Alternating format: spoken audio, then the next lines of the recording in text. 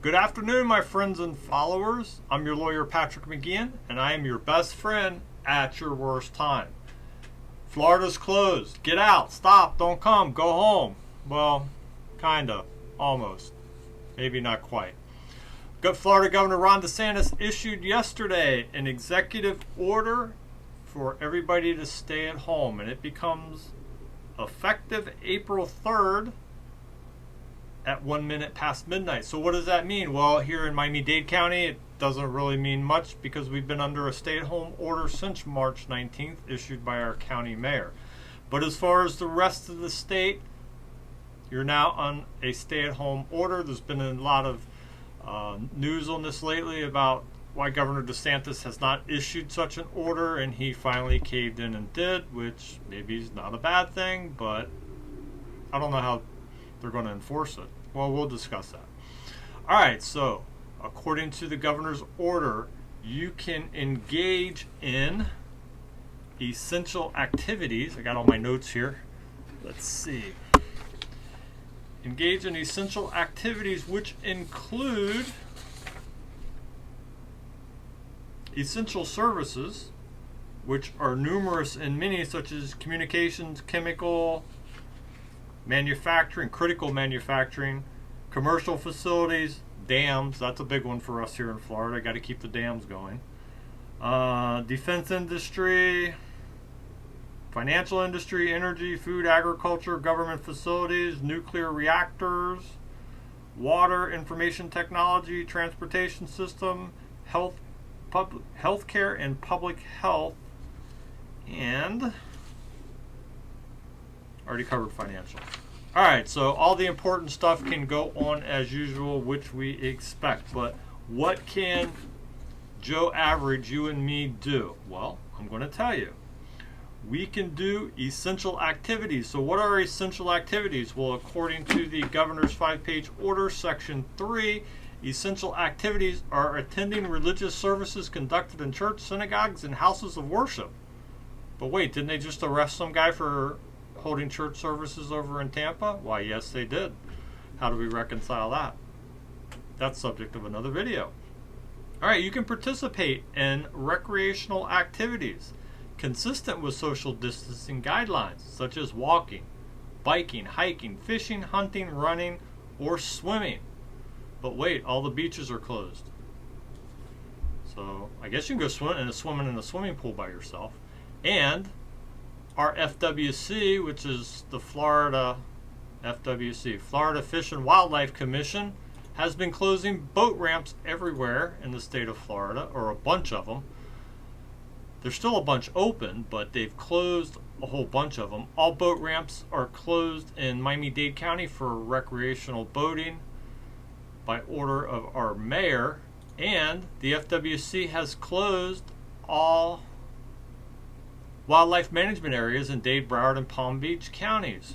So even if you wanted to, you probably can't go fishing or hunting, or hiking for that matter. If you know me, I'm big into fishing.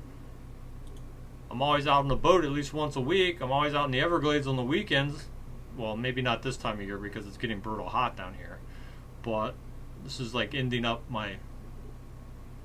Well, we don't really have winter here in Florida. So this is ending up my spring hiking season. I go out to Big Cypress every few weeks and do a little bit of hiking, but that's over with. So, on to the next one. Taking care of your pets. I guess that means walking and going and getting food for them. Caring for or otherwise assisting a loved one or friend. That's pretty broad. They can add essential activities to this list in coordination with the state health officer. So they can add more essential activities if they choose to do so. And of course, I'm sure they can always subtract from them. They determine also on page 4 that social gathering in a public place is not an essential activity. Can't have more than 10 people in one place. And that order goes into effect April 3rd, 12:01 a.m. 2020. It was signed yesterday, April 1st at 1:15 by Governor DeSantis. The governor's order is 5 pages, but it contains 35 pages total with some stuff from the federal government, a copy of Miami-Dade County's declaration of local state of emergency, which the governor seems to like. And what else? A couple executive orders from the county, and so on and so forth for reference. And the executive order signed by the governor yesterday is executive order number 20-91. So it's the 91st executive order of the year 2020. All right, so what are we going to do? How are we doing? We're all in this together. Me, I'm catching up on cases, spending a few hours a day working on them. Otherwise, I'm just in the same boat you are. I'm staring at the walls, watching the paint age. There's not a whole lot you could do. I mean, you can go out if you want to, go to grocery store, but how much Walmart shopping and grocery shopping can you do before you get bored out of your brain? Or you can walk your dog until you walk them into oblivion, ride your bike, all that kind of stuff. It's kind of, you can do the same as you could do before. You just can't do it with anybody else. You got to do it by yourself or with groups of less than 10 people, whatever that means. So how are they going to enforce all this? Good question. Are they going to enforce it? Well, we know where they're enforcing it in some jurisdictions, like in Tampa. A couple days ago, maybe last week, they arrested a pastor at a megachurch for holding services with a bunch of people. Kind of conflicts with the order that's in place now from the state, but I'm assuming that, it's not my area of law, but I'm assuming that local orders can be more restrictive, as they are and have been here in Miami-Dade County.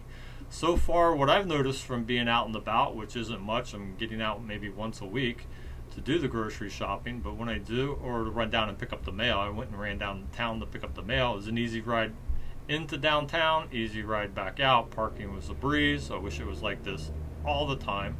The parking and traffic, I mean, not the stay-at-home order. It's a breeze to get around, but there are plenty of people out and about. And also something to keep in mind, some cities here in Miami-Dade County do have their individual curfews. It's a patchwork of curfews running between 10, 11 o'clock at night, 5 and 6 a.m. in the morning. I haven't heard anything about how they're enforcing that. If they're enforcing that, maybe it's only advisory only. But to give you an idea, yesterday in Miami-Dade County, we usually run a jail population of about 4,200 people. As of yesterday, there were 3,400 people in Miami-Dade County jails and for inmate population. And yesterday, the booking average, we usually book between maybe 150, 175, 200 persons per day. Total inmates booked yesterday were 59. Let's see what they were booked on. Inmates by range. Inmates in custody. Classifications. Now, it doesn't break down what the 59 were. In the felony, misdemeanor, and traffic. But that's down from the high of, we had a high in January of 225 bookings. The average looks to be about 175 bookings, and now we're like way down. Way down. 59 bookings. Started in March, about March 20th, bookings started really to go down. The most bookings they've had since then looks to be about 93. So the police aren't really arresting a lot of people. Maybe they're NTA or PTA in them, but I don't even know what the statistics are on enforcement of that. But as far as the state being closed, it's not really closed. Planes are still flying in and out. People are still driving in and out. Florida did set up a checkpoint on its borders with Georgia and Alabama and somewhere else over there on the West Coast, where they're checking people coming in, tying traffic up like crazy. From what I understand, they weren't stopping commercial vehicles. They were stopping passenger vehicles and screening them for temperatures, and just telling people to, if you come from New York or New Jersey or that area, you have to self-quarantine for 14 days, and supposedly they're going to follow up, but I don't know if they really are, but they may. So what happens if you're out and about? Can the police just stop you and arrest you? That, my friends, is a question for another video, probably for tomorrow. So that takes care of it. That's the new executive order. That's the update as far as it stands right now on April 2nd. And more to come. I'm sure there will be a lot of information coming at us throughout this whole ordeal that we're going through. I hope everybody's adjusting to at least what I guess we could consider our temporary new normal.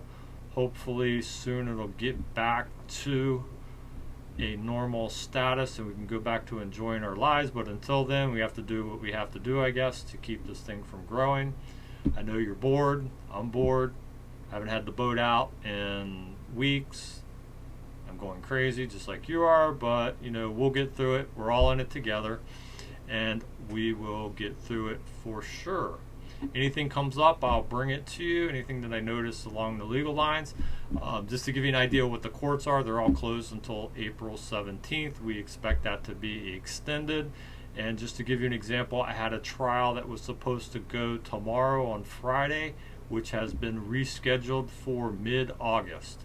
So that'll give you an idea of what the courts are thinking about. And they made sure to tell me that if the courts aren't reopened then, we may be going on Zoom. So I'm not even sure that the courts know when they're going to be open. I guess they're taking it day by day, but we are predicting that the order will be extended past April 17th to keep the courts closed or suspended.